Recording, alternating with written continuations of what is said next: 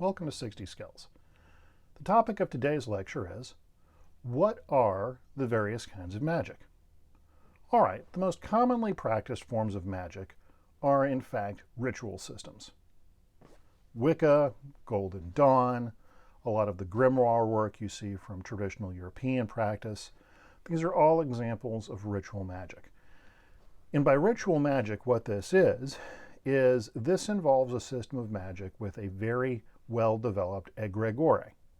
The advantage to this is it essentially acts as a giant power bank that a practitioner can pull on if they understand certain gestures, certain kinds of prayers or invocations, and it has been built up over a very long period of time by a very large group of people. Because of this, as someone who is new to the yogic and meditative arts, it's relatively easy to access these systems, and they have a great bit to offer. The downside is, because they have very large and well-established egregores, and I have another video on that topic if you don't necessarily understand what an egregore is, that egregore in turn enacts influence through a person when they're using the rituals associated with that ritual magic system. So as long as your goals are in line with the egregore's goals, this is fine. Everything works out. The issue is when your goals don't align with the egregores, or the egregore causes certain changes in your behavior that you really weren't looking for. Now, sometimes this can be very benign. For example, going around chanting a lot of the Heart Sutra from various Buddhist systems out there is going to make you feel really good, it's going to make you really friendly, and it's going to help your clairsentience and empathy with other human beings. But that is an effect that comes from that practice, and it's programmed into it to do that. What are some other examples of ritual magic? Well, we talked about Wicca, we talked about Golden Dawn, and we talked about the grimoire magic from Western Europe. Well, practices like deity fusion that you see in a lot of forms of Buddhism, particularly Tibetan Buddhism, are very much ritual magic as well. These are very old systems that involve merging your consciousness with that of another entity, the result of which is a two-way influence. You gain access to the energy that the entity can release within you, and the entity gains access to your consciousness. Again, depending upon what the nature of the process is, this can be very beneficial or very destructive. All right, that covers ritual magic. What other forms of magic are there? Well, there are a myriad of internal power systems. What's an internal power system? All right, an internal power system largely works with fundamental energies in the body, what the Chinese would call Jing, Qi, and Shen, what Western practitioners would refer to as vital, astral, and mental energies.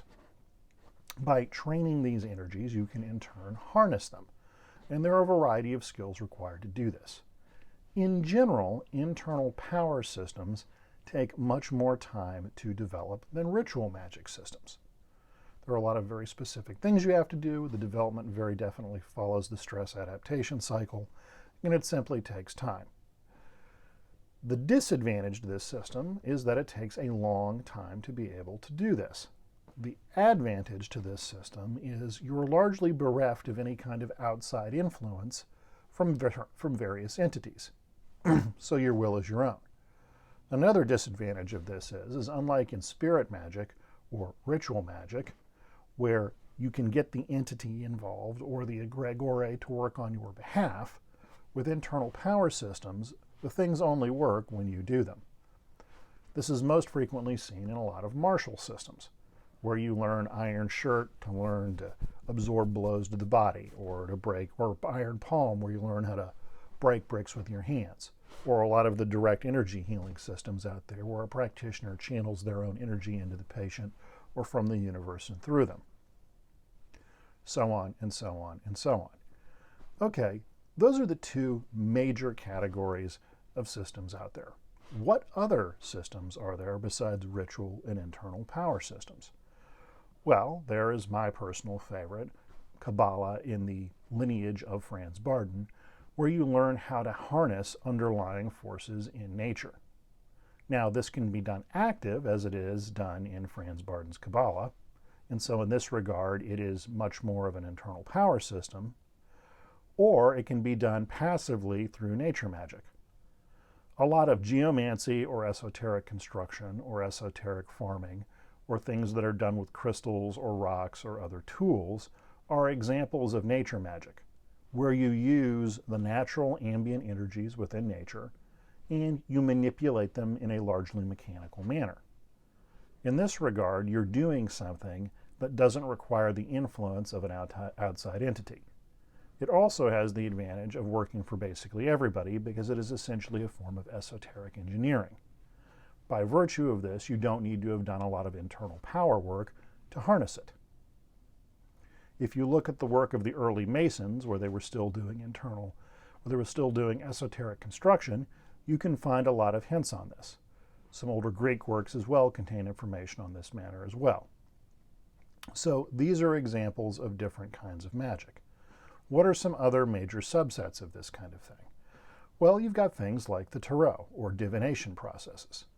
Now here it gets a little sticky because with the various divination tools like the tarot, geomancy, reading coins, this kind of thing, there's definitely the element of a spirit being able to insert itself into that process.